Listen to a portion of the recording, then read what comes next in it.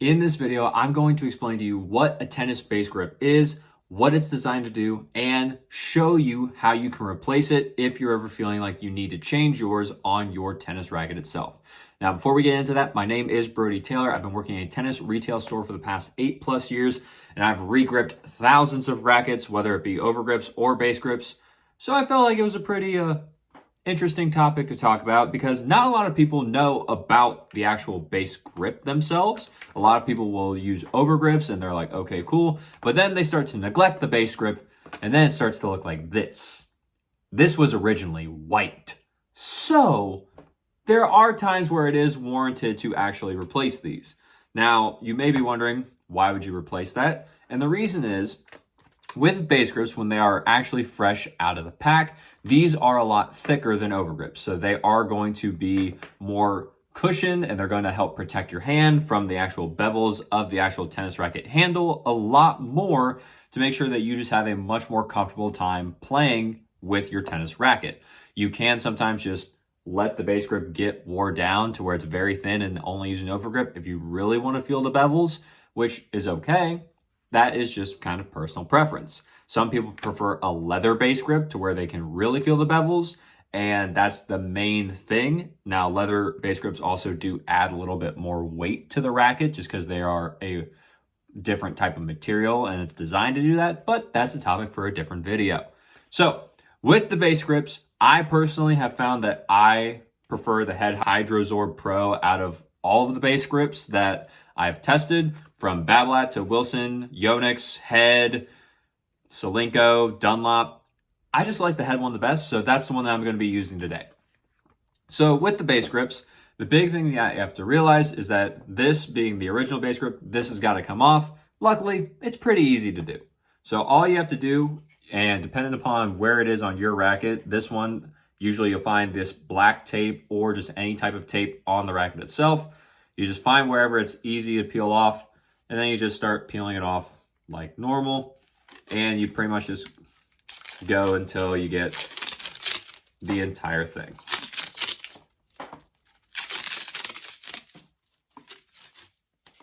There we go.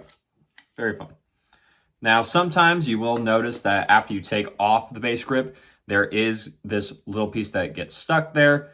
Of course, you do want to get that off so that way you have the easiest time making sure that the new base grip stays still. But sometimes there is a staple that likes to stick out. So what I usually do, looks like I don't have an awl with me. I usually like to just grab an awl or something that's very small but sharp, and you can just like dig under the staple. No. All right, I'll be right back. I'm gonna go grab an awl. All right, I'm back. Awl acquired. So where's the staple? Yeah, so what I normally do, I'll just find a staple, I'll put the awl under it, and then just kind of like pop it out, just like that. Then after the staple is removed, you'll notice that there is still a lot of just, I'll say like residue left over from the actual original grip. So it's a very good idea to get that off so that way your new actual base grip can lay flat and even on the racket. You don't have to worry about it bubbling up. So if you can, take it off. Sometimes if people have left their rackets to be sitting in the garage or sitting out for long periods of time, and it's been years, sometimes even decades from what I've seen, they will just let them go and these don't come off, which is a little disgusting, gotta say.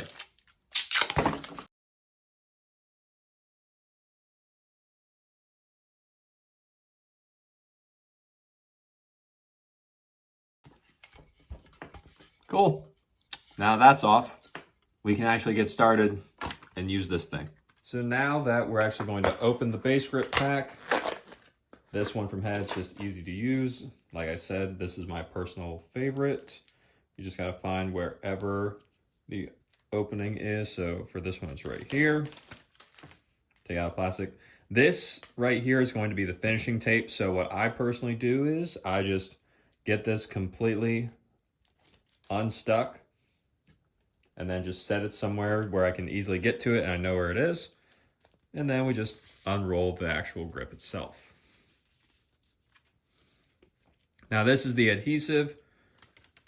So we just need to take off the plastic on it so that now that the adhesive is exposed, it will actually stick to the grip, and then we can get started. So what I normally like to do is, if we're looking at the actual butt cap of the racket, I like to start either on this bevel or this bevel here, just because those tend to be longest and the flattest.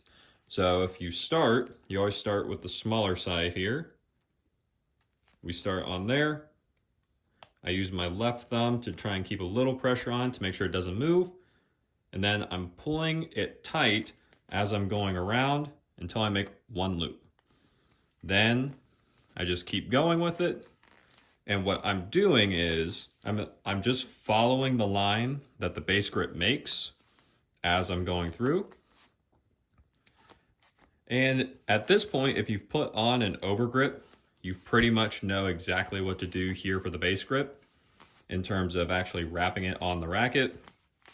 And you just go until you get down to here. Now, some people do mark their base grips. I don't. I personally just kind of eyeball it and cut it, just because if you are using overgrip, it usually just is going to go over it anyway. Or if you have this little piece right here, then you can just hide it if you have a little bit too much. But for a base grip, instead of cutting this way like I normally would for an overgrip, I cut the opposite way, just so that way it lays a little bit easier and a little bit nicer. Cut it at an angle, and then when we bring it back to finish up, pull tight like normal, and ta-da! We have that. Now we bring back our finishing tape that we hid from so long ago, and wherever our grip ended, that is where we're going to start the finishing tape. Pull it over, and then just wrap it around to make sure that it is fully secure. And then if you have one of these, you can just put it back over if you don't want people to know what kind of grip you use. But besides that, you're fresh and ready to go. There you have it, pretty much the entire step-by-step process to putting on a base grip to make sure you're ready to go. Now, if you are left-handed, I am right-handed, so that was the way I was doing this grip. If you are left-handed, when I started the racket, instead of going this way, you just go the opposite way, and you pretty much follow almost the exact same steps. You just kind of do the opposite of what I did, and it'll work out just the same. Some people can tell a difference, some people can't. It just depends on what you prefer, and that's kind of up to you to make the decision when you're regripping your racket itself. Cool. But with that being said, that's all I got for this video. If you liked it, leave a like on it. Comment down below what your favorite base grip is to use. I'd love to know. And with that being said, subscribe to the channel so we can grow this channel, get the information out there from the people that have it to the people that need it. And as always, take care.